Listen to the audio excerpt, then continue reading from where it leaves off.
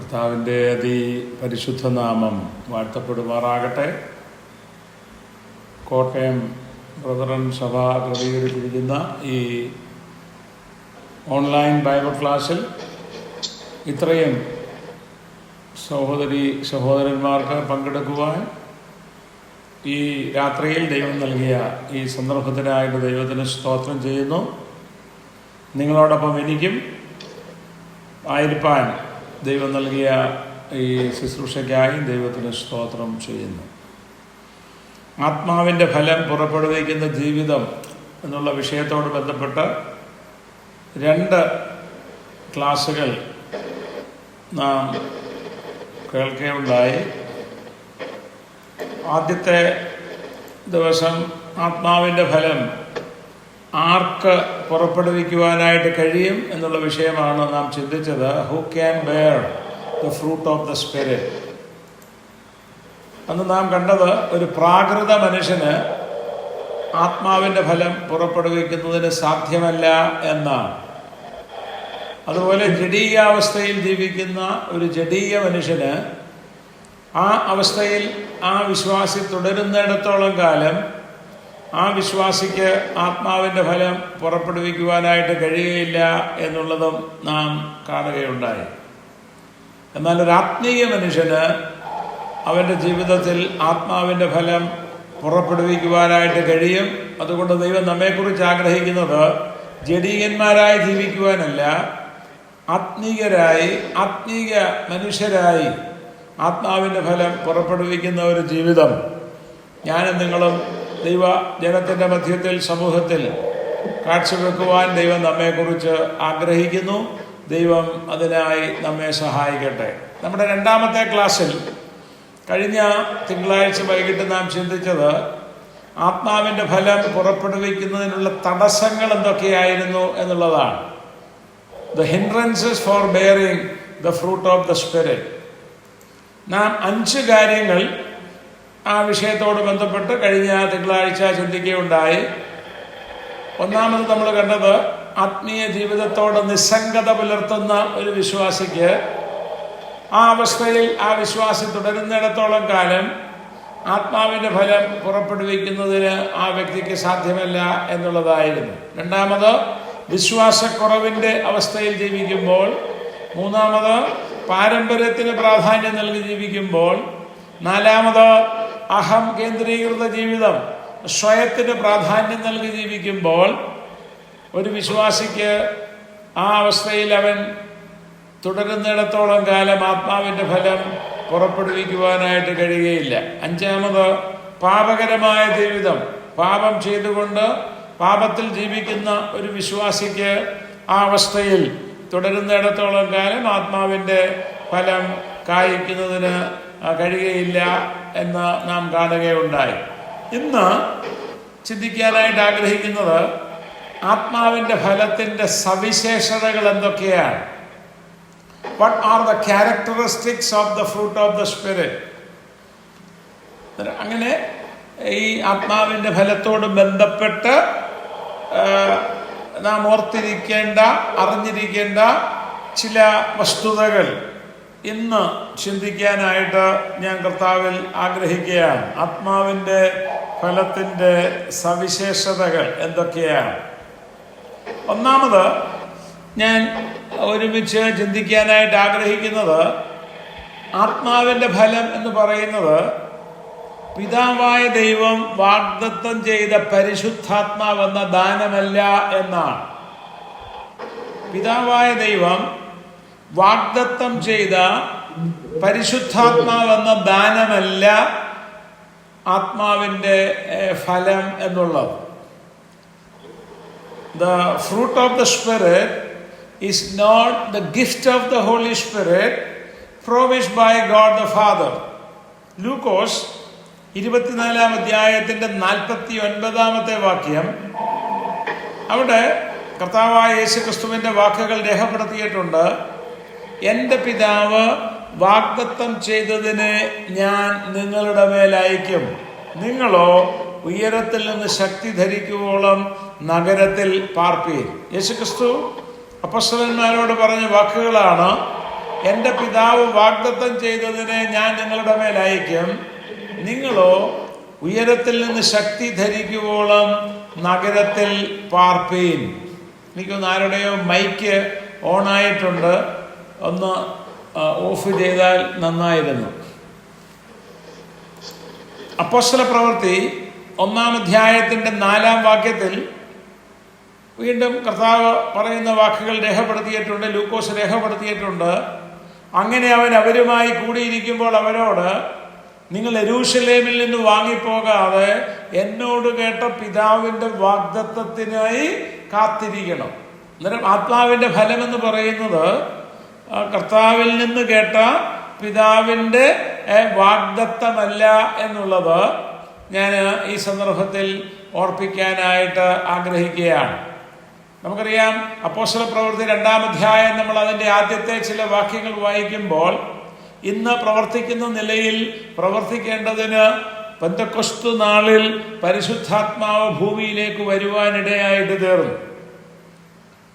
അന്നേരം ആ കർത്താവിൽ നിന്ന് കേട്ട പിതാവിൻ്റെ വാഗ്ദത്തം, ആ പരിശുദ്ധാത്മാവെന്ന വാഗ്ദത്തം ആ പെന്തക്കോസ്ത് നാളിൽ ഇന്ന് പ്രവർത്തിക്കുന്ന നിലയിൽ പ്രവർത്തിക്കാനായിട്ട് ഈ ഭൂമിയിലേക്ക് വരുവാനായിടയായിട്ട് തീർന്നു.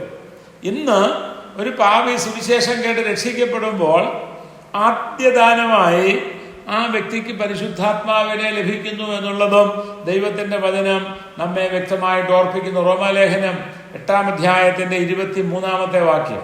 റോമാലേഖനം 8-ാം അധ്യായം 23-ാം വാക്യം. അവിടെ നമ്മൾ വായിക്കുന്നത് ഇങ്ങനെയാണ്: ആത്മാവെന്ന ആദ്യദാനം ലഭിച്ചിരിക്കുന്ന നാമം നമ്മുടെ ശരീരത്തിന്റെ വീണ്ടെടുപ്പായ പുത്രത്വത്തിന് കാത്തുകൊണ്ട് ഉള്ളിൽ ഞരങ്ങുന്നു. ആത്മാവെന്ന ആദ്യദാനം, ഭാവി സുവിശേഷം കേട്ട് രക്ഷിക്കപ്പെടുമ്പോൾ ആ വ്യക്തിക്ക് ലഭിക്കുന്ന ആദ്യദാനം ആത്മാവെന്ന ആദ്യദാനമാണ്. ആ ആദ്യദാനമല്ല ആത്മാവിൻ്റെ ഫലം എന്നുള്ളത് ഈ സന്ദർഭത്തിൽ ഞാൻ ഓർപ്പിക്കുകയാണ്. നമുക്കറിയാം, നാം സുവിശേഷം കേൾക്കുമ്പോൾ ഒരു ദൈവദാസൻ നമ്മോട് വ്യക്തിപരമായോ അല്ലെങ്കിൽ പരസ്യയോഗത്തിലോ കൺവെൻഷനിലോ സംസാരിച്ചു കൊണ്ടിരിക്കുമ്പോൾ നമ്മിൽ ഇടപെടുന്നത് പരിശുദ്ധാത്മാവായ ദൈവമാണ്. പാപത്തെക്കുറിച്ചും നീതിയെക്കുറിച്ചും ന്യായവിധിയെക്കുറിച്ചും നമ്മെ ബോധം വരുത്തുന്നത് പരിശുദ്ധാത്മാവായ ദൈവമാണ്. ആ പരിശുദ്ധാത്മാവായ ദൈവം നമ്മിൽ പ്രവർത്തിച്ച് കർത്താവായ യേശുക്രിസ്തുവിൽ വിശ്വസിക്കുവാനുള്ള വിശ്വാസം നമുക്ക് നൽകി, യേശുവിനെ കർത്താവെന്ന് ഏറ്റുപറയുവാൻ കൃപ നമുക്ക് നൽകി, നമ്മെ വീണ്ടും ജനിപ്പിക്കുന്നത് പരിശുദ്ധാത്മാവായ ദൈവമാണ്. അന്നേരം അങ്ങനെ നാം വീണ്ടും ജനിക്കുമ്പോൾ, ഒരു പാപി സുവിശേഷത്താൽ വീണ്ടും ജനിക്കുമ്പോൾ അവന് പിതാവായ ദൈവം നൽകുന്ന ആദ്യ ദാനം എന്നുള്ളത് ആ പരിശുദ്ധാത്മാവിനെ തന്നെയാണ്. അന്നേരം ഒരു വിശ്വാസിക്ക് ലഭിക്കുന്ന ആ പരിശുദ്ധാത്മാവല്ല ആത്മാവിൻ്റെ ഫലം എന്നുള്ളത് ഈ സന്ദർഭത്തിൽ ഞാൻ ഓർപ്പിക്കാനായിട്ട് ആഗ്രഹിക്കുകയാണ്. നമുക്കറിയാൻ, രക്ഷിക്കപ്പെട്ട എല്ലാ വ്യക്തികളിലും പരിശുദ്ധാത്മാവ് വസിക്കുന്നു. എല്ലാ രക്ഷിക്കപ്പെട്ട ദൈവമക്കളിലും പരിശുദ്ധാത്മാവ് വസിക്കുന്നു എന്നുള്ളത് ദൈവത്തിൻ്റെ വചനം ശരിയായ നിലയിൽ പഠിക്കുന്ന ഏതൊരു വ്യക്തിക്കും മനസ്സിലാക്കാനായിട്ട് കഴിയും. പെന്തക്കോസ്ത് നാളിൽ ദൈവസഭ സ്ഥാപിക്കപ്പെട്ടതിന് ശേഷം, അല്ലെങ്കിൽ പെന്തക്കോസ്ത് നാളിൽ പരിശുദ്ധാത്മ സ്നാനം ചരിത്രപരമായി നടന്നതിന് ശേഷം പിന്നീട് ഒരു ഭാഗത്തും അപ്പോസ്തല പ്രവൃത്തികളുടെ പുസ്തകത്തിലോ അല്ലെങ്കിൽ ലേഖനങ്ങളിലോ വെളിപ്പാട് പുസ്തകത്തിലോ ഒരു വ്യക്തി പരിശുദ്ധാത്മാവിന് വേണ്ടി കാത്തിരിക്കണമെന്നുള്ള ഒരു കൽപ്പന നമുക്ക് വചനത്തിൽ കാണുവാനായിട്ട് കഴിയുന്നില്ല. മാത്രമല്ല, ആരെങ്കിലും അങ്ങനെ പരിശുദ്ധാത്മാവിനായി കാത്തിരുന്നതായി ലൂക്കോസോ അല്ലെങ്കിൽ ഏതെങ്കിലും ലേഖനത്തിന്റെ എഴുത്തുകാരോ അല്ലെങ്കിൽ വെളിപ്പാട് പുസ്തകത്തിലോ നമുക്ക് രേഖയായി നൽകിയിട്ടുമില്ല. അതുകൊണ്ട് നമുക്കറിയാം, രക്ഷിക്കപ്പെട്ട എല്ലാ വ്യക്തികളിലും പരിശുദ്ധാത്മാവ് വസിക്കുന്നു.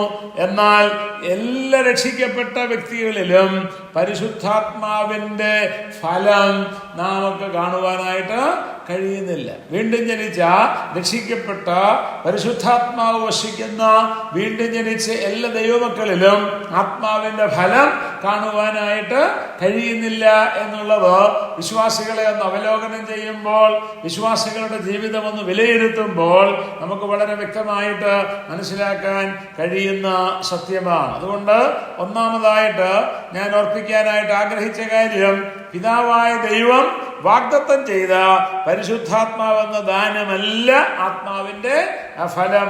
അത് വ്യക്തമായിട്ട് ഓർത്തിരിക്കുവാൻ ദൈവം നമ്മെ സഹായിക്കട്ടെ. രണ്ടാമത് ഞാൻ ഓർപ്പിക്കാനായിട്ട് ആഗ്രഹിക്കുന്നത്, ആത്മാവിന്റെ ഫലം എന്ന് പറയുന്നത് പരിശുദ്ധാത്മാവ് വിശ്വാസികൾക്ക് നൽകിയിരിക്കുന്ന ആത്മീയ വരങ്ങളല്ല, അല്ലെങ്കിൽ കൃപാവരങ്ങളല്ല. ആത്മാവിന്റെ ഫലം എന്ന് വചനത്തിൽ നമ്മൾ വായിച്ച ഗലാത്യ ലേഖനം 5-ാം അധ്യായത്തിൽ ദൈവാത്മാവ് നമ്മെ ഓർമ്മപ്പെടുത്തുന്ന ആ ആത്മാവിന്റെ ഫലം എന്നുള്ളത് പരിശുദ്ധാത്മാവ് നമുക്ക് നൽകിയിരിക്കുന്ന ആത്മീയ വരങ്ങളല്ല, അല്ലെങ്കിൽ കൃപാവരങ്ങൾ അല്ല. So fruit of the Spirit is not the spiritual gifts given to a believer by the Holy Spirit.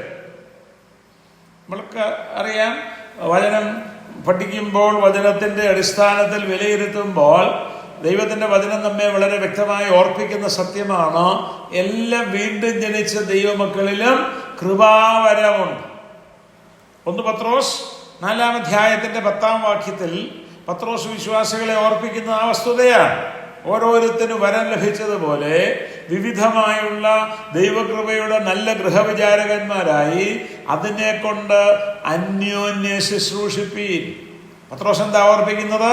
ഓരോരുത്തരും വരം ലഭിച്ചതുപോലെ, ചിലർക്ക് വരം ലഭിച്ചതുപോലെ, അല്ലെങ്കിൽ വിശ്വാസികളിൽ ചിലർക്ക് വരം ലഭിച്ചതുപോലെ എന്നല്ല, ഓരോരുത്തന് വരം ലഭിച്ചതുപോലെ വിവിധമായുള്ള ദൈവകൃപയുടെ നല്ല ഗൃഹവിചാരകന്മാരായി അതിനെ കൊണ്ട് അന്യോന്യം ശുശ്രൂഷിപ്പീൻ.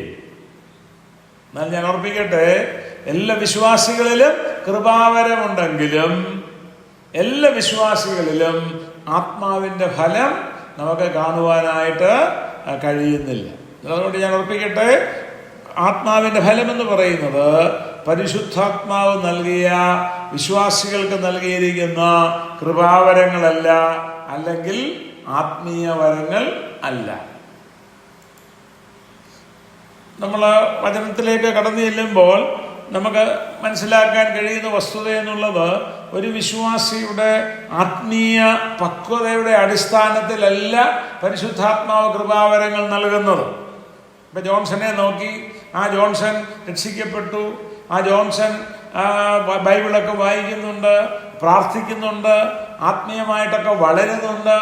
അന്നേരം എൻ്റെ ജീവിതം നോക്കി, എൻ്റെ ജീവിതത്തിൻ്റെ ആത്മീയ ജീവിതത്തിൻ്റെ വളർച്ച നോക്കി എന്നെ വിലയിരുത്തിയിട്ടല്ല പരിശുദ്ധാത്മാവായ ദൈവം കൃപാവരങ്ങളെ നൽകുന്നത്. ഞാൻ വീണ്ടും ജനിച്ചപ്പോൾ തന്നെ എൻ്റെ ഒരു യോഗ്യതയും നോക്കാതെ കൃപയാൽ പരിശുദ്ധാത്മാവ് നൽകിയ വരങ്ങളാണ് കൃപാവരങ്ങൾ, അല്ലെങ്കിൽ ആത്മീയ വരങ്ങൾ. വചനം നമുക്കത് വ്യക്തമായി ചൂണ്ടിക്കാണിക്കുന്ന സത്യമാണ്. 1 കൊരിന്ത്യർ 3-ാം അധ്യായത്തിന്റെ ആദ്യത്തെ 2 വാക്യങ്ങൾ. 1 കൊരിന്ത്യർ 3-ാം അധ്യായത്തിന്റെ 1-ഉം 2-ഉം വാക്യങ്ങൾ. അവിടെ പൗലോസ് കൊരിന്ത്യരോട് പറയുകയാണ്, എന്നാൽ സഹോദരന്മാരെ, നിങ്ങളോട് എനിക്ക് ആത്മീയന്മാരോടെന്ന പോലെയല്ല, ജഡീയന്മാരോടെന്ന പോലെ, ക്രിസ്തുവിൽ ശിശുക്കളായവരോടെന്ന പോലെ എത്രേ സംസാരിപ്പാൻ കഴിഞ്ഞുള്ളൂ. ഭക്ഷണമല്ല, പാലത്രേ ഞാൻ നിങ്ങൾക്ക് തന്നത്, ഭക്ഷിപ്പാൻ നിങ്ങൾക്ക് കഴിവില്ലായിരുന്നു, ഇപ്പോഴും കഴിവായിട്ടില്ല, എന്നും നിങ്ങൾ ജഡീയന്മാരല്ലോ. കൊരിന്ത്യ സഭയിലെ വിശ്വാസികളെ അഭിസംബോധന ചെയ്യുകയാണ്. താൻ പറയുകയാണ്, സഹോദരന്മാരെ. താൻ അവരെ അഭിസംബോധന ചെയ്യുന്നത് സഹോദരന്മാരെ എന്ന് പറഞ്ഞിട്ട് എന്താ പറയുന്നത്? നിങ്ങൾ ആത്മീയന്മാരല്ല, നിങ്ങൾ ജഡീയന്മാരാണ്, ക്രിസ്തുവിൽ ശിശുക്കളാണ് എന്ന് പറഞ്ഞിട്ട് പറയുകയാണ്, ഇന്നും നിങ്ങൾ ജഡീയന്മാരല്ലോ. ഈർഷ്യയോടും പിണക്കത്തോടും പലതരത്തിലുള്ള പ്രശ്നങ്ങളോടും നിലകൊള്ളുന്ന വിശ്വാസികൾ, എന്തൊക്കെ തരത്തിലുള്ള പ്രശ്നങ്ങൾ ലോകത്തിൽ കാണാൻ കഴിയുമോ ആ തരത്തിലുള്ള ആ പ്രശ്നങ്ങളാൽ നിറയപ്പെട്ട സഭയായിരുന്നു 1-ാം നൂറ്റാണ്ടിൽ കൊരിന്ത്യ സഭ. അതുകൊണ്ടാണ് പൗലോസ് പറയുന്നത്, നിങ്ങൾ ആത്മീയന്മാരല്ല, നിങ്ങൾ ജഡീയന്മാരാണ്. എന്നാൽ അങ്ങനെ പൗലോസ് ആരോട് പറഞ്ഞുവോ അവരോട് 1-ാം അധ്യായത്തിൽ എന്താ പറയുന്നത്? 1 കൊരിന്ത്യർ 1:7. അവിടെ പൗലോസ് പറയുന്നത് ഇങ്ങനെയാണ്, ഇങ്ങനെ നിങ്ങൾ ഒരു കൃപാവരത്തിലും കുറവില്ലാത്തവരായി നമ്മുടെ കർത്താവായ യേശുക്രിസ്തുവിന്റെ പ്രത്യക്ഷത കാത്തിരിക്കുന്നു. ആരോടാ? നിങ്ങൾ ആത്മീയന്മാരല്ല, നിങ്ങൾ ജഡീയന്മാരാണ്, നിങ്ങൾ കുറവുള്ളവരാണ്, നിങ്ങൾ പ്രശ്നക്കാരാണ്, ഈർഷ്യയുള്ളവരാണ്, പിണക്കമുള്ളവരാണ് എന്നൊക്കെ ആരെക്കുറിച്ച് പൗലോസ് പറഞ്ഞുവോ ആ വിശ്വാസികളോട് 1-ാം അധ്യായത്തിൽ പത്രോസ് ഓർപ്പിക്കുകയാണ്, അല്ലയോ കൊരിന്ത്യരെ, നിങ്ങൾ ഒരു കൃപാവരത്തിലും കുറവില്ലാത്തവരാണ്. അതുകൊണ്ടാണ് ഞാൻ പറഞ്ഞത്, നമ്മുടെ ആത്മീയ പക്വതയുടെ അടിസ്ഥാനത്തിലല്ല പരിശുദ്ധാത്മാവ് കൃപാവരങ്ങൾ നൽകുന്നത്. നാം വീണ്ടും ജനിച്ചപ്പോൾ നമ്മുടെ ഒരു യോഗ്യതയും നോക്കാതെ നമുക്ക് കൃപയാൽ നൽകിയ ദാനങ്ങളാണ്, കൃപയാൽ ദൈവം നൽകിയ വരങ്ങളാണ് കൃപാവരങ്ങൾ. ഞാൻ ഓർപ്പിക്കട്ടെ, ആത്മാവിന്റെ ഫലം പുറപ്പെടുവിക്കണമെങ്കിൽ ഒരു വിശ്വാസിയുടെ ജീവിതത്തിൽ ആത്മീയ പക്വത ആവശ്യമാണ്. അത് പുതിയ വിശ്വാസിയാണെങ്കിലും പഴയ വിശ്വാസിയാണെങ്കിലും അവന്റെ ജീവിതത്തിൽ, ഒരു സഹോദരന്റെയോ സഹോദരിയുടെയോ ജീവിതത്തിൽ ആ വ്യക്തിക്ക് ആത്മാവിന്റെ ഫലം കായ്ക്കണമെങ്കിൽ, ആത്മാവിന്റെ ഫലം പുറപ്പെടുവിക്കണമെങ്കിൽ അവന്റെ ജീവിതത്തിൽ ആ വിശ്വാസിക്ക് ആത്മീയ പക്വത ആവശ്യമാണ്. എന്നാൽ കൃപാവരങ്ങൾ നമ്മുടെ പക്വത നോക്കിയല്ല നാം വീണ്ടും ജനിച്ചപ്പോൾ ദൈവം പരിശുദ്ധാത്മാവ് കൃപയാൽ നമുക്ക് നൽകിയ ദാനങ്ങളാണ്. മാത്രമല്ല, ഞാൻ ഓർപ്പിക്കട്ടെ, ഒരു വിശ്വാസിക്ക് ലഭിച്ചിരിക്കുന്ന കൃപാവരങ്ങൾ ഒരിക്കലും നഷ്ടപ്പെടുന്നില്ല. നമുക്കറിയാം, കൃപയാൽ നമുക്ക് ലഭിച്ചിരിക്കുന്ന രക്ഷ അത് ഭദ്രമാണ്, അത് നഷ്ടപ്പെടുന്നില്ല. ഇന്ന് ക്രൈസ്തവ ഗോളത്തിൽ ബ്രദറുകാരായിട്ടുള്ള ദൈവമക്കൾ, അതുപോലെ ബാപ്റ്റിസ്റ്റുകാരായിട്ടുള്ള ലോക്കൽ ചർച്ചിലെ അംഗങ്ങൾ, ഇവരൊഴിച്ച് ബാക്കി മിക്കവാറും എല്ലാ സഭാവിഭാഗങ്ങളും ഒരുപോലെ പഠിപ്പിക്കുന്ന ഒരു തെറ്റായ ഉപദേശമാണ് രക്ഷ നഷ്ടപ്പെടുമെന്നുള്ള ആ ദുരുപദേശം. എന്നാൽ നമുക്കറിയാം, ദൈവത്തിന്റെ വചനം പരിശോധിക്കുമ്പോൾ ദൈവം നമുക്ക് കൃപയാൽ നൽകിയ രക്ഷ അത് ഭദ്രമാണ്, നിത്യമാണ്. ഒരു വിശ്വാസിയിൽ നിന്ന് ഒരു വിശ്വാസിക്ക് ലഭിച്ചിരിക്കുന്ന രക്ഷ നഷ്ടപ്പെടുന്നില്ല. എന്നാൽ അതിനോട് ചേർത്ത് ഞാൻ പറയട്ടെ, കൃപയാൽ നമുക്ക് ലഭിച്ച രക്ഷ ഭദ്രമായിരിക്കുന്നത് പോലെ, നഷ്ടപ്പെടാത്തതുപോലെ, കൃപയാൽ നമുക്ക് ലഭിച്ച വരങ്ങളും ഒരിക്കലും നഷ്ടപ്പെടുന്നില്ല.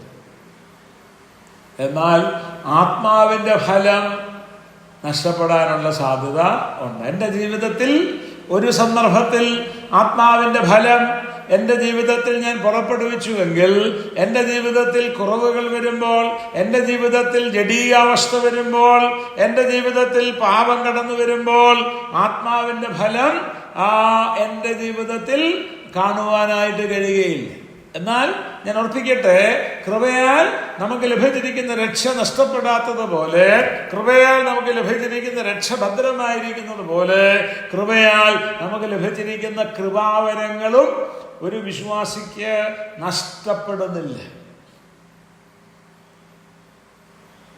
അതുകൊണ്ടാണ് പലപ്പോഴും തെറ്റിൽ ജീവിക്കുന്ന പലരെക്കുറിച്ചുള്ള വാർത്തകൾ നാം കേൾക്കുമ്പോൾ തന്നെ അവര് ആത്മീയ ശുശ്രൂഷയിലൊക്കെ ശോഭിക്കുന്നതായിട്ടും പലപ്പോഴും നമുക്ക് കാണാനായിട്ട് കഴിയുന്നത്, കേൾക്കാനായിട്ട് കഴിയുന്നത്, പലപ്പോഴും അവരുടെ ശുശ്രൂഷ നാം അനുഭവിച്ചിട്ടുമുണ്ട്, അനുഭവിക്കാറുമുണ്ട്. ഞാൻ ഓർപ്പിക്കട്ടെ, കൃപാവരങ്ങൾ ഒരിക്കലും നഷ്ടപ്പെടുന്നില്ല. റോമാലേഖനം 11-ാം അധ്യായം 29-ാം വാക്യം അത് വ്യക്തമാക്കി നമുക്ക് തരുന്നുമുണ്ട്. റോമാലേഖനം 11:29 അവിടെ പൗലോസ് രേഖപ്പെടുത്തിയിരിക്കുന്നത്, ദൈവം തന്റെ കൃപാവരങ്ങളെയും വിളിയെയും കുറിച്ച് അനുതപിക്കുന്നില്ലല്ലോ. ദൈവം തന്റെ കൃപാവരങ്ങളെയും വിളിയെയും കുറിച്ച് അനുതപിക്കുന്നില്ലല്ലോ. ദൈവം, അയ്യോ ഞാൻ അവനെ വിളിച്ചു പോയല്ലോ, ഞാൻ അവനെ രക്ഷയ്ക്കായി വിളിച്ചു പോയല്ലോ, രക്ഷിച്ചു പോയല്ലോ, ഞാൻ ആ വ്യക്തിക്ക് കൃപാവരങ്ങൾ നൽകിപ്പോയല്ലോ എന്ന് പറഞ്ഞ് അനുതപിച്ച് അതിനെ തിരിച്ചെടുക്കുന്നവനല്ല ദൈവമെന്നാണ് റോമാലേഖനം 11-29 നമ്മെ ഓർപ്പിക്കുന്നത്. കൃപയാൽ ലഭിച്ച കൃപാവരങ്ങൾ ഒരിക്കലും നഷ്ടപ്പെടുന്നില്ല. എന്നാൽ ആത്മാവിന്റെ ഫലം നഷ്ടപ്പെടാനുള്ള സാധ്യത ഉണ്ട്. ഒരു വിശ്വാസി ജഡീകാവസ്ഥയിൽ ജീവിക്കുമ്പോൾ അവന്റെ ജീവിതത്തിൽ ആത്മാവിന്റെ ഫലം നമുക്ക് കാണുവാനായിട്ട് കഴിയുന്നില്ല. ആദ്യം നമ്മൾ കണ്ടത് പിതാവായ ദൈവം വാഗ്ദത്തം ചെയ്ത പരിശുദ്ധാത്മാവെന്ന ദാനമല്ല ആത്മാവിന്റെ ഫലം. രണ്ടാമത് ഇപ്പോൾ നാം ചിന്തിച്ചു കൊണ്ടിരുന്നത് ആത്മാവിന്റെ ഫലം എന്ന് പറയുന്നത് പരിശുദ്ധാത്മാവ് നമുക്ക് നൽകിയ കൃപാവരങ്ങളല്ല, ആത്മീയ വരങ്ങൾ അല്ല. മൂന്നാമത് ഞാൻ ഓർപ്പിക്കാനായിട്ട് ആഗ്രഹിക്കുന്നത്, ആത്മാവിന്റെ ഫലം എന്ന് പറയുന്നത് നീതിയുടെ ഫലമാണ്. The fruit of the Spirit is the fruit of righteousness. ആത്മാവിന്റെ ഫലം, ഒരു വിശ്വാസിയിൽ കാണപ്പെടുന്ന ആത്മാവിന്റെ ഫലം എന്ന് പറയുന്നത് നീതിയുടെ ഫലമാണ്. ഫിലിപ്പി ലേഖനം 1-ാം അതിന്റെ 11-ാമത്തെ വാക്യം അവിടെ നമ്മൾ വായിക്കുന്നത്, ഫിലിപ്പിയർ 1:11 വാക്യം അവിടെ നമ്മൾ വായിക്കുന്നത് ഇങ്ങനെയാണ്: ദൈവത്തിന്റെ മഹത്വത്തിനും പുകഴ്ചയ്ക്കുമായിട്ട് യേശുക്രിസ്തുവിനാൽ നീതിഫലം നിറഞ്ഞവരുമായി തീരണമെന്ന് ഞാൻ പ്രാർത്ഥിക്കുന്നു. പൗലോസ് ഫിലിപ്പി സഭയിലെ ദൈവമക്കൾക്ക് വേണ്ടി പ്രാർത്ഥിക്കുന്ന പ്രാർത്ഥന വിശദമായി രേഖപ്പെടുത്തിയിരിക്കുന്ന ഭാഗത്ത് പൗലോസ് 11-ാം വാക്യത്തിൽ അവരെ ഓർപ്പിക്കുകയാണ്, അല്ലയോ ഫിലിപ്പിയരെ, നിങ്ങൾ ദൈവത്തിന്റെ മഹത്വത്തിനും പുകഴ്ചയ്ക്കുമായിട്ട് യേശുക്രിസ്തുവിനാൽ നീതിഫലം നിറഞ്ഞവരുമായി തീരണം. ഒരു വിശ്വാസിയുടെ ജീവിതത്തിൽ നീതി ഫലം നമുക്ക് കാണുവാനായിട്ട് കഴിയണം. കൃപയാൽ രക്ഷിക്കപ്പെട്ട ഒരു ദൈവ പൈതൽ, വിശ്വാസത്താൽ നീതീകരിക്കപ്പെട്ട ഒരു ദൈവ പൈതൽ നീതീകരിക്കപ്പെട്ടവനാണെന്ന് വ്യക്തമാകുന്നത് അവന്റെ ജീവിതത്തിൽ ആ ഫലം കാണപ്പെടുമ്പോഴാണ്. നീതീകരിക്കപ്പെട്ട ദൈവ പൈതൽ അവന്റെ ജീവിതത്തിൽ പുറപ്പെടുവിക്കുന്ന ആ നീതിയുടെ ഫലമാണ് ഇവിടെ നമുക്ക് കാണാനായിട്ട് കഴിയുന്നത്. ആത്മാവിന്റെ ഫലം എന്ന് പറയുന്നത് നീതിയുടെ ഫലമാണ്. നമ്മുടെ യോഹന്നാൻ 15-ാം അധ്യായം അതിന്റെ 2-ഉം 5-ഉം 6-ഉം വാക്യങ്ങൾ വായിക്കുമ്പോൾ അവിടെ കർത്താവ് പറയുന്ന വാക്കുകൾ നമുക്ക് വളരെ പരിചയമാണ്. എന്നിൽ കായ്ക്കാത്ത കൊമ്പൊക്കെയും അവൻ നീക്കിക്കളയുന്നു, കായ്ക്കുന്നതൊക്കെയും അധികം ഫലം കായ്ക്കേണ്ടതിന് ചെത്തി വെടിപ്പാക്കുന്നു. ഞാൻ മുന്തിരിവള്ളിയും നിങ്ങൾ കൊമ്പുകളുമാകുന്നു. 5-ാം വാക്യം, ഒരുത്തൻ എന്നിലും ഞാൻ അവനിലും വസിക്കുന്നുവെങ്കിൽ അവൻ വളരെ ഫലം കായ്ക്കും. എന്നെ പിരിഞ്ഞ് നിങ്ങൾക്കൊന്നും ചെയ്യുവാൻ കഴിയുകയില്ല. എന്നിൽ വസിക്കാത്തവനെ ഒരു കൊമ്പ് പോലെ പുറത്തു കളഞ്ഞിട്ട് അവൻ ഉണങ്ങിപ്പോകുന്നു. ആ വക ചേർത്ത് തീയിലിടുന്നു, അത് വെന്തുപോകുന്നു. നോക്കുക, ഒരുവന്റെ ജീവിതത്തിൽ അവൻ നീതീകരിക്കപ്പെട്ടവനാണെങ്കിൽ, അവൻ രക്ഷിക്കപ്പെട്ട ദൈവപൈതലാണെങ്കിൽ അവന്റെ ജീവിതത്തിൽ അവൻ ഫലം കായ്ക്കേണ്ടവനാണ്.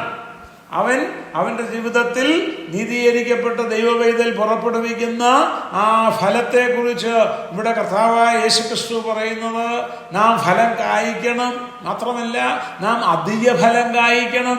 അധിക ഫലം കായ്ക്കേണ്ടതിന് ചെത്തി വെടിപ്പാക്കുന്ന കർത്താവിന്റെ ആ പ്രവൃത്തിയെ നമുക്ക് കാണുവാനായിട്ട് കഴിയും. മാത്രമല്ല, നാം വളരെ ഫലം കായ്ക്കണം. നാം ക്രിസ്തുവിൽ വസിക്കുമ്പോൾ, ദൈവത്തിന്റെ വചനപ്രകാരം ജീവിക്കുമ്പോൾ, ദൈവം നമ്മിൽ നിന്ന് ആഗ്രഹിക്കുന്നത് പോലെ നമുക്ക് ആ ഫലം കായ്ക്കുവാൻ, ഫലം പുറപ്പെടുവിക്കുവാൻ, വളരെ ഫലം പുറപ്പെടുവിക്കുവാനായിട്ട് കഴിയും.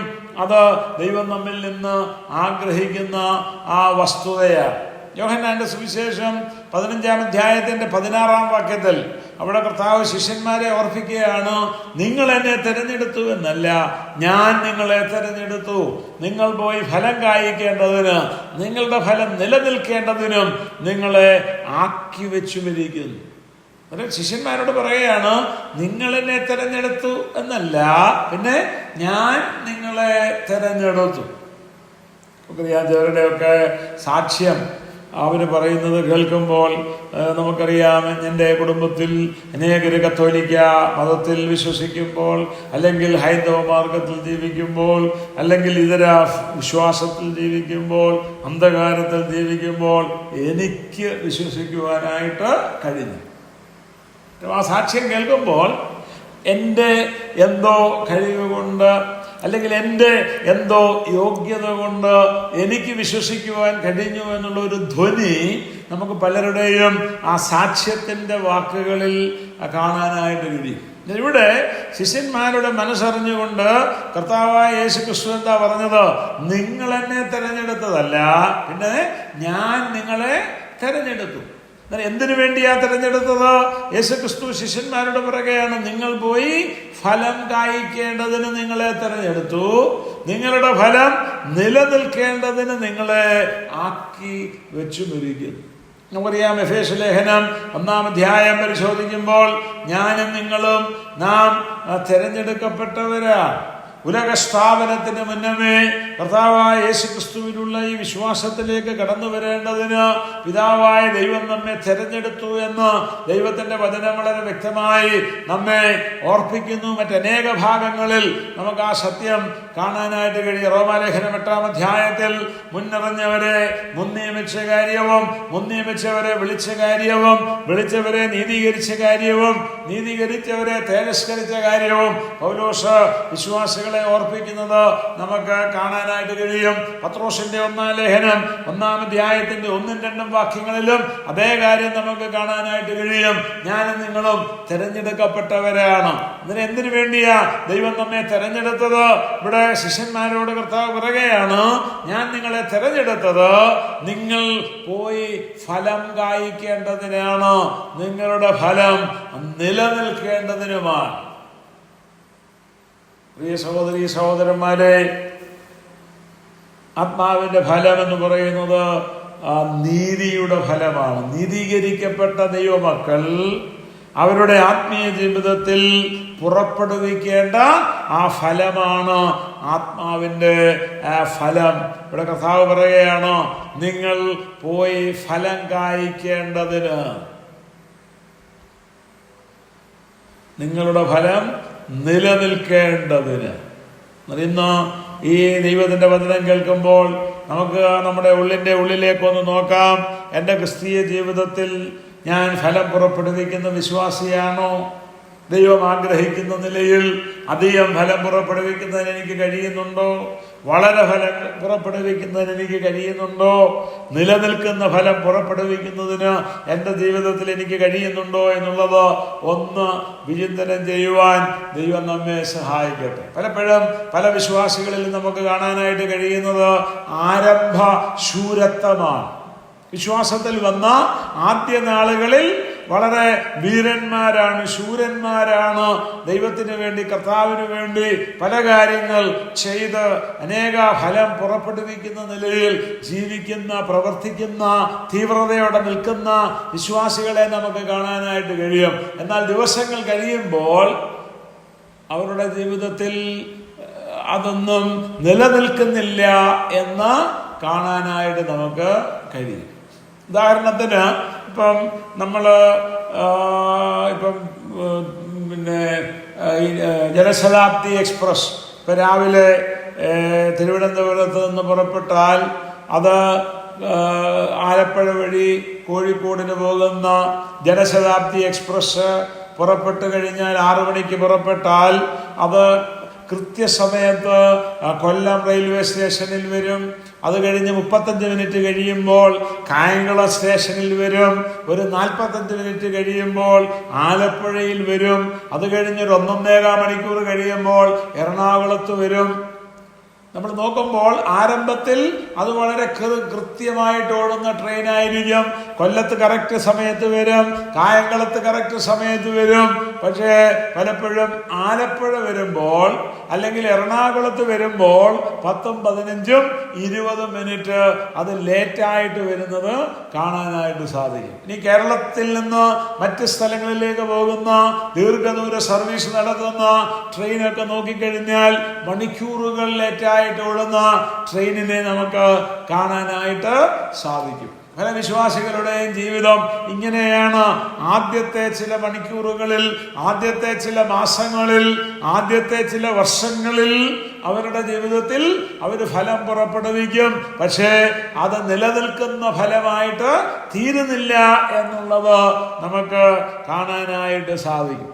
ഇവിടെ ഫലം കായ്ക്കുന്നതിന് നമ്മുടെ പ്രാർത്ഥനയോട് ബന്ധപ്പെടുത്തി കർത്താവായ യേശു ക്രിസ്തു പറഞ്ഞിരിക്കുന്നത് നിങ്ങൾ ശ്രദ്ധിച്ചിട്ടുണ്ടോ?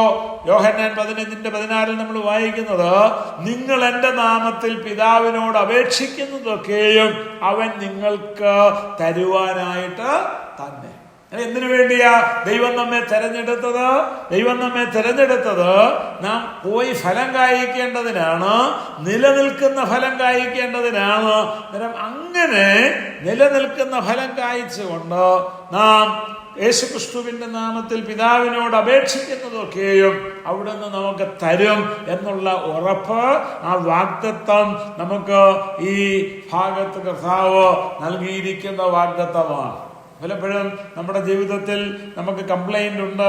ഞാൻ വളരെ ആത്മാർത്ഥമായി ദൈവത്തിൻ്റെ സന്നിധിയിൽ പ്രാർത്ഥിച്ചിട്ട് എന്ത് ദൈവം എൻ്റെ പ്രാർത്ഥന കേൾക്കുന്നില്ല, നമ്മൾ പ്രതീക്ഷിക്കുന്ന ഉത്തരം, നമ്മൾ ആഗ്രഹിക്കുന്ന മറുപടി നമ്മുടെ പ്രാർത്ഥനയ്ക്ക് ലഭിക്കാതിരിക്കുമ്പോൾ പലപ്പോഴും നമ്മൾ ചിന്തിക്കാറുള്ളത് ദൈവം എൻ്റെ പ്രാർത്ഥന കേൾക്കുന്നില്ല എന്നുള്ളതാണ്. നമുക്കറിയാം പ്രാർത്ഥനയ്ക്ക് എപ്പോഴും ഉത്തരം കർത്താവ് നൽകുന്നുണ്ട്. ചിലപ്പോൾ അത് യെസ്, അത് നമുക്ക് പെട്ടെന്ന് കർത്താവ് അത് അനുവദിച്ചു തരും. ചിലപ്പോൾ കർത്താവ് വെയിറ്റ് ചെയ്യാൻ പറയും. ചിലപ്പോൾ നമ്മുടെ പ്രാർത്ഥനയ്ക്ക് കർത്താവ് തരുന്ന, പിതാവ് തരുന്ന ഉത്തരം എന്നുള്ളത് നോ എന്നുള്ള ഉത്തരമായിരിക്കും. നോ എന്നുള്ളതും നമ്മുടെ പ്രാർത്ഥനയ്ക്ക് ലഭിച്ചിരിക്കുന്ന ഉത്തരം തന്നെയാണ്.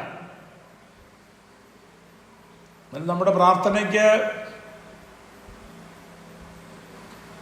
മറുപടി ലഭിക്കണമെങ്കിൽ എന്ന് പറഞ്ഞാൽ പോസിറ്റീവായിട്ടുള്ള നമ്മൾ പ്രതീക്ഷിക്കുന്ന ആ ഉത്തരം, ആ ദൈവവചന പ്രകാരമുള്ള നമ്മുടെ പ്രാർത്ഥനയ്ക്ക് ലഭിക്കണമെങ്കിൽ അതിൻ്റെ ഒരു ഘടകം, അതിൻ്റെ ഒരു നിബന്ധന നമുക്കിവിടെ കാണാനായിട്ട് കഴിയും.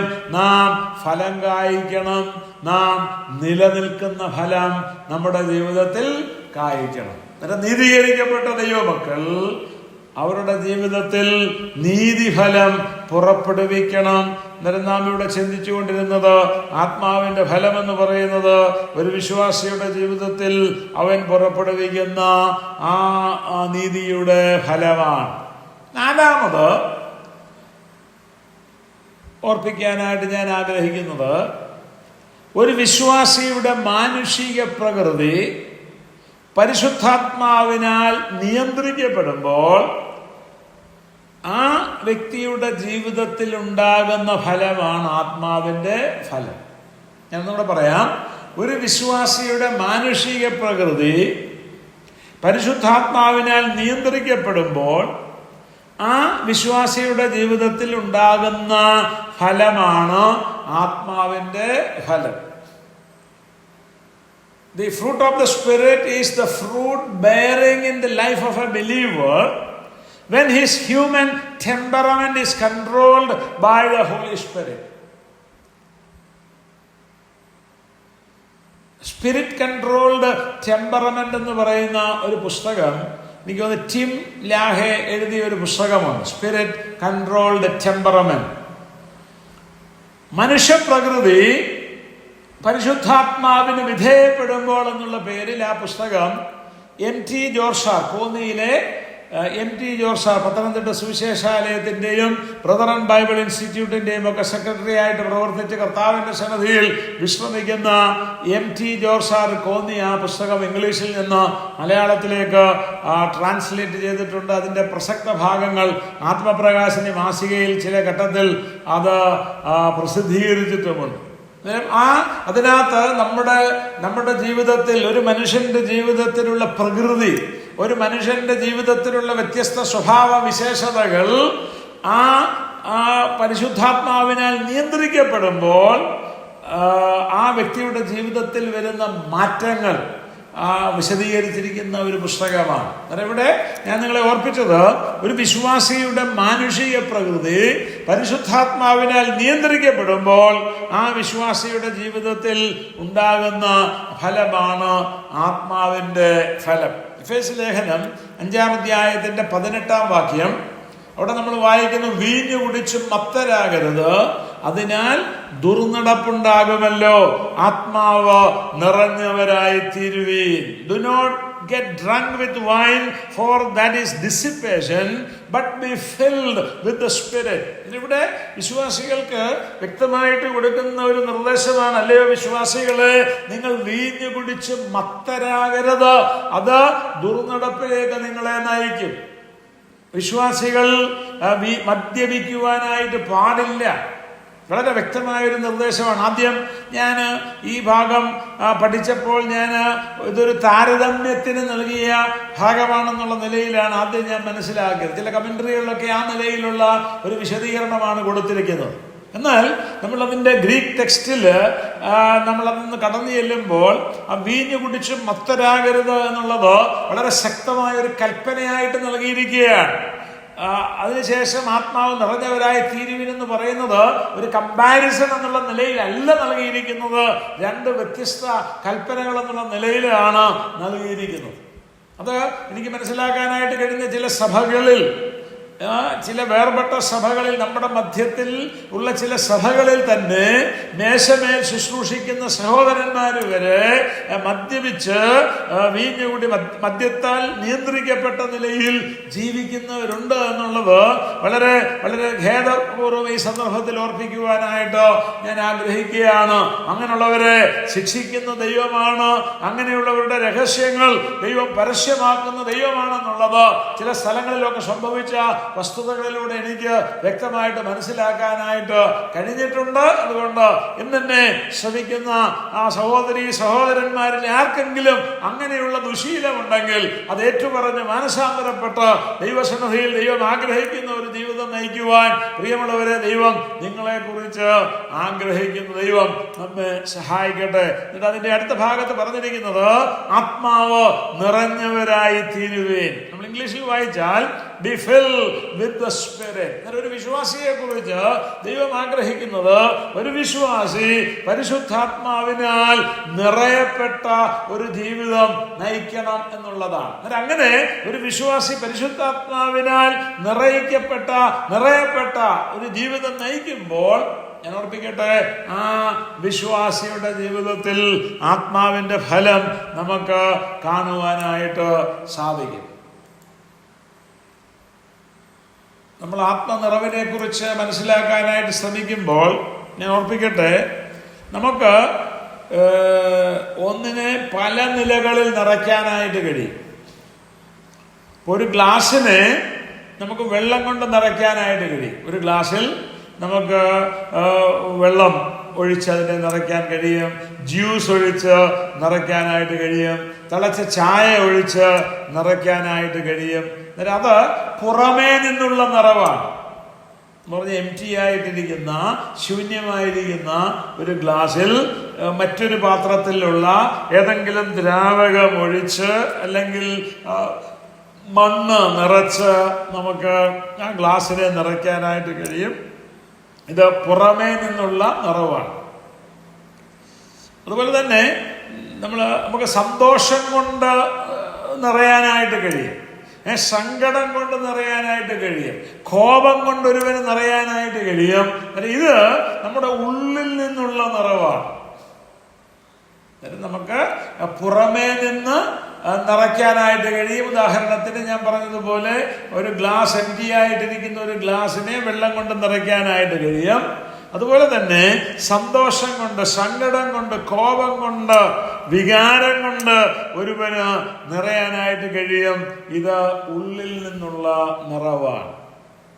പരിശുദ്ധാത്മ നിറവ് എന്ന് പറയുന്നത് പുറമേ നിന്നുള്ള ഒരു നിറവല്ല, നമ്മിൽ വസിക്കുന്ന ആ പരിശുദ്ധാത്മാവിൻ്റെ ഒരു പ്രവർത്തനമാണ്. അങ്ങനെ പരിശുദ്ധാത്മാവ് നമുക്കറിയാം ഒരു ആളത്വമാണ്. അന്നേരം ആ ആളത്വമുള്ള വ്യക്തിയെ കൊണ്ട് നിറയുക എന്ന് പറയുമ്പോൾ അതിൻ്റെ അർത്ഥമെന്നുള്ളത് ആ വ്യക്തിക്ക് നമ്മുടെ മേൽ പരിപൂർണ നിയന്ത്രണം ഉണ്ടാകുക എന്നുള്ളതാണ്. അല്ലെങ്കിൽ പരിശുദ്ധാത്മാവ് നമ്മിൽ പ്രവർത്തിക്കത്തക്ക നിലയിൽ നമ്മുടെ ജീവിതത്തെ ക്രമീകരിച്ച് ജീവിക്കുക. നമ്മിൽ പ്രവർത്തിക്കുവാൻ ആഗ്രഹിക്കുന്ന, നമ്മെ ഉപയോഗിക്കുവാൻ ആഗ്രഹിക്കുന്ന, നമ്മെ കൊണ്ട് വൻ കാര്യങ്ങൾ ചെയ്യുവാൻ ആഗ്രഹിക്കുന്ന പരിശുദ്ധാത്മാവിന് നമ്മുടെ ജീവിതത്തിൽ പ്രവർത്തിക്കുവാൻ നാം അവസരമൊരുക്കി കൊടുക്കുമ്പോൾ അതിനെ ആത്മാവിൻ്റെ നിറവ് അല്ലെങ്കിൽ ആത്മാവിൻ്റെ നിയന്ത്രണം എന്ന് നമുക്ക് മനസ്സിലാക്കാനായിട്ട് കഴിയും. അതിന്റെ പരിശുദ്ധാത്മാവിനാൽ നിറയപ്പെടുക എന്ന് പറഞ്ഞാൽ അതിന്റെ അർത്ഥം പരിശുദ്ധാത്മാവിനാൽ നിയന്ത്രിക്കപ്പെടുക എന്നുള്ളതാണ്. അങ്ങനെ ഒരു വിശ്വാസി അവനിൽ വസിക്കുന്ന പരിശുദ്ധാത്മാവിനാൽ നിയന്ത്രിക്കപ്പെടുന്ന അവസ്ഥയിൽ ജീവിക്കുമ്പോൾ ആ വിശ്വാസിക്ക് ആത്മാവിൻ്റെ ഫലം അവൻ്റെ ജീവിതത്തിൽ പുറപ്പെടുവിക്കുവാനായിട്ട് കഴിയും. ഞാൻ ആദ്യത്തെ ദിവസം പറഞ്ഞത്, ഇന്ന് മുമ്പേ ഓർപ്പിച്ച കാര്യം ഞാനൊന്നും കൂടെ ഓർപ്പിക്കട്ടെ.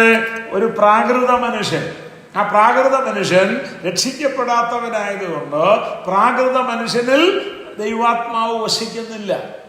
ജഡീയ മനുഷ്യൻ ആത്മാവിനാൽ വീണ്ടും ജനിച്ചവനാണ്, ആത്മാവ് വസിക്കുന്നവനാണ്.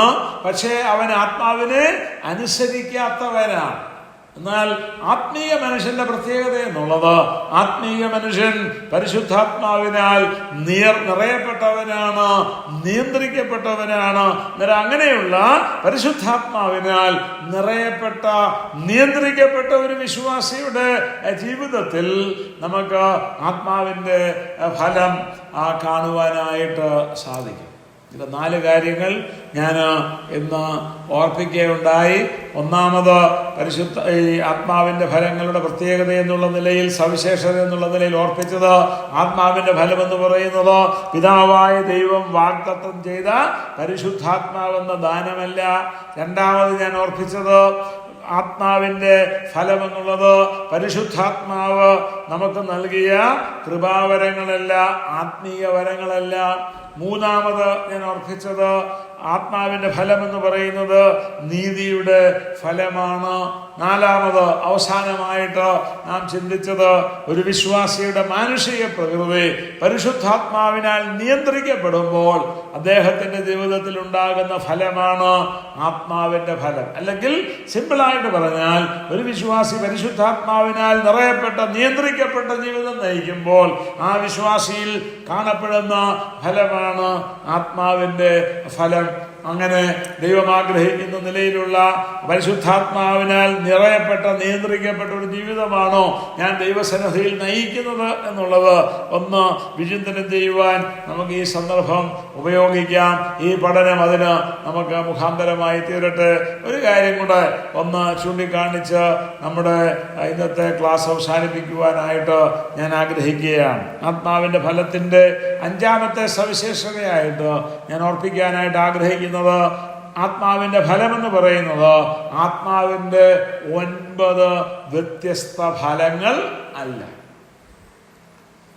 നമ്മൾ ഗലാത്യ ലേഖനം 5-ാം അധ്യായത്തിൻ്റെ 22, 23 വാക്യങ്ങൾ വായിക്കുമ്പോൾ ആത്മാവിൻ്റെ ഫലമോ സ്നേഹം, സന്തോഷം, സമാധാനം, ദീർഘക്ഷമ, ദയ, പരോപകാരം, വിശ്വസ്തത, സൗമ്യത, ഇന്ദ്രിയജയം. എന്നിട്ട് അവിടെ നമുക്ക് 9 കാര്യങ്ങൾ കാണാനായിട്ട് സാധിക്കും. സ്നേഹം, ലവ്. രണ്ടാമത് അവിടെ പറഞ്ഞിരിക്കുന്ന സന്തോഷം, ജോയ്. മൂന്നാമത് അവിടെ പറഞ്ഞിരിക്കുന്ന സമാധാനം, പീസ്. അടുത്ത് പറഞ്ഞിരിക്കുന്ന ദീർഘക്ഷമ, പേഷ്യൻസ്. ദയ, കൈൻഡ്നസ്. പരോപകാരം, ഗുഡ്നസ്. വിശ്വസ്തത, ഫെയ്ത്ത്ഫുൾനെസ്. സൗമ്യത, ജെന്റിൽനെസ്. ഇന്ദ്രിയജയം, സെൽഫ് കൺട്രോൾ. ആത്മാവിൻ്റെ ഫലമോ എന്ന് പറഞ്ഞിട്ട് അപ്പോസ്തലനായ പൗലോസ് 9 കാര്യങ്ങളെക്കുറിച്ച് പറഞ്ഞിരിക്കുന്നു.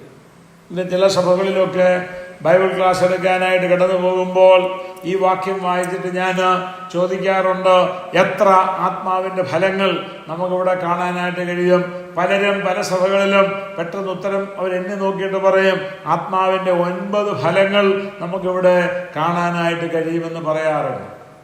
ഇന്നും പല സഭകളിലും ആ നിലയിൽ പറയുന്ന വിശ്വാസികളെ കാണാനായിട്ട് കഴിയും. പക്ഷെ ഇവിടെ പറഞ്ഞിരിക്കുന്നത് എന്താ? ആത്മാവിന്റെ ഫലമോ, but the fruit of the spirit. ഇംഗ്ലീഷിൽ അവിടെ നമുക്ക് കാണാനായിട്ട് കഴിയുന്നത്, but the fruit of the spirit is love, joy, peace, patience, kindness, goodness, faithfulness, gentleness, self control. മലയാളത്തിൽ ആത്മാവിന്റെ ഫലം, ഇംഗ്ലീഷിൽ the fruit of the spirit. ഏകവചനത്തിലാണ് ഉപയോഗിച്ചിരിക്കുന്നത്. ഇത് ആത്മാവിന്റെ 9 ഫലങ്ങളല്ല, ആത്മാവിന്റെ ഫലം എന്ന് പറഞ്ഞിട്ട് ദൈവാത്മാവ് ചൂണ്ടിക്കാണിച്ചിരിക്കുന്നത് 9 ഗുണവിശേഷങ്ങളാണ്. ഞാൻ ഓർപ്പിക്കട്ടെ, ഈ 9 ഗുണവിശേഷങ്ങളും ഒന്നിച്ചൊരു വിശ്വാസിയിൽ കേന്ദ്രീകരിക്കപ്പെട്ടെങ്കിൽ മാത്രമേ ആ വിശ്വാസിയിൽ ആത്മാവിന്റെ ഫലം കാണപ്പെടുന്നുള്ളൂ. നമ്മൾ പലപ്പോഴും ചിന്തിക്കാറുണ്ട്, ഈ 9 കാര്യങ്ങളിൽ സ്നേഹം, സന്തോഷം, സമാധാനം, ദീർഘക്ഷമ, ദയ, ഇതൊക്കെ എൻ്റെ ജീവിതത്തിലുണ്ട്. പക്ഷെ എന്തില്ല? വിശ്വസ്തത ഇല്ല. പിന്നെ ഇന്ദ്രിയജയം ഇല്ല. നീ ഇന്ദ്രിയജയവും വിശ്വസ്തതയും ഒക്കെ ഉള്ളവർക്ക് ചിലപ്പോൾ സ്നേഹം കാണത്തില്ല, ചിലപ്പോൾ സന്തോഷം കാണത്തില്ല, ദീർഘക്ഷമ കാണത്തില്ല. അങ്ങനെ പലപ്പോഴും നാം ചിന്തിക്കുന്നത്, ഇവിടെ 9 കാര്യങ്ങളെ കുറിച്ച് പറഞ്ഞിട്ടുണ്ട്. എന്നാൽ ഈ 9-ൽ 5 എന്ന് പറഞ്ഞാൽ മെജോറിറ്റി, അല്ലെങ്കിൽ 6 ഒക്കെ എൻ്റെ ജീവിതത്തിലുണ്ട്.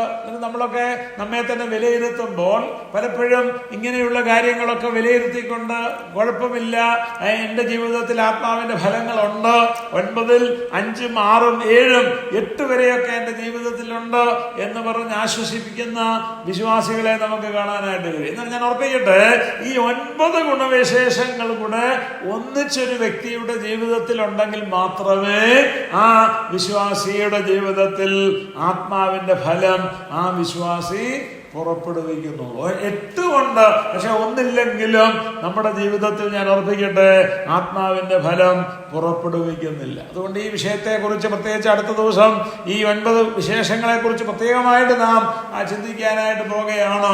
അങ്ങനെ ചിന്തിക്കുമ്പോൾ ഒന്ന് നമ്മുടെ ഉള്ളിലേക്കൊന്ന് നോക്കി, ഈ 9 ഗുണവിശേഷങ്ങളിൽ ഏതാണ് എൻ്റെ ജീവിതത്തിൽ കുറവായിട്ടുള്ളത്, എൻ്റെ ജീവിതത്തിൽ എനിക്കില്ലാത്ത ഗുണവിശേഷം ഏതാണ് എന്ന് ഒന്ന് മനസ്സിലാക്കി അത് നമ്മുടെ ജീവിതത്തിൽ കൊണ്ടുവരത്തക്ക നിലയിലുള്ള, അത് പുറപ്പെടുവിക്കത്തക്ക നിലയിലുള്ള ഒരു ജീവിതം ദൈവസന്നിധിയിൽ കാഴ്ചവെക്കുവാൻ ദൈവം നമ്മെ സഹായിക്കട്ടെ. നമ്മൾ ഇപ്പോൾ ഒരു റോസാപ്പൂവിൻ്റെ ഒരു എതള്, റോസാപ്പൂവിൻ്റെ ഒരെതള്, ഇച്ചിരി നല്ല ഒരു പൂവിൻ്റെ ഒരെതളെടുത്തിട്ട് ഒരു കുഞ്ഞിനെ കാണിക്കുകയാണ്. 1ാം ക്ലാസ്സിൽ പഠിക്കുന്ന അല്ലെങ്കിൽ 2ാം ക്ലാസ്സിൽ പഠിക്കുന്ന ഒരു കുഞ്ഞിനെ കാണിച്ചിട്ട് എന്താണെന്ന് ചോദിച്ചാൽ അതിന് ഐഡന്റിഫൈ ചെയ്യാനായിട്ട് കഴിയുകയില്ല. എന്നാൽ ആ പൂ മൊത്തമായിട്ട് നമുക്ക് കാണിച്ചാൽ ഇത് റോസാണ് അല്ലെങ്കിൽ റോസാപ്പൂ ആണെന്ന് ആ കുഞ്ഞ് പെട്ടെന്ന് പറയുവാനായിട്ട് ഇടയായിട്ട് തീരും. നമ്മുടെ ജീവിതത്തിൽ ഈ ഗുണവിശേഷങ്ങൾ എല്ലാം ഉണ്ടോ എന്നുള്ളത് ഒന്ന് പരിശോധിക്കുവാൻ, നമ്മുടെ ജീവിതത്തിലെ കുറവുകൾ നികത്തുവാൻ, ദൈവം ആഗ്രഹിക്കുന്ന നിലയിൽ ആത്മാവിന്റെ ഫലം പുറപ്പെടുവിക്കുന്ന ഒരു ജീവിതം നയിക്കുവാൻ ദൈവം നമ്മെ സഹായിക്കട്ടെ. അതിന് നാം ഇന്ന് കേട്ട നമ്മുടെ പഠനം, നമ്മുടെ ഈ ക്ലാസ് ഒരു മുഖാന്തരമായി തീരട്ടെ.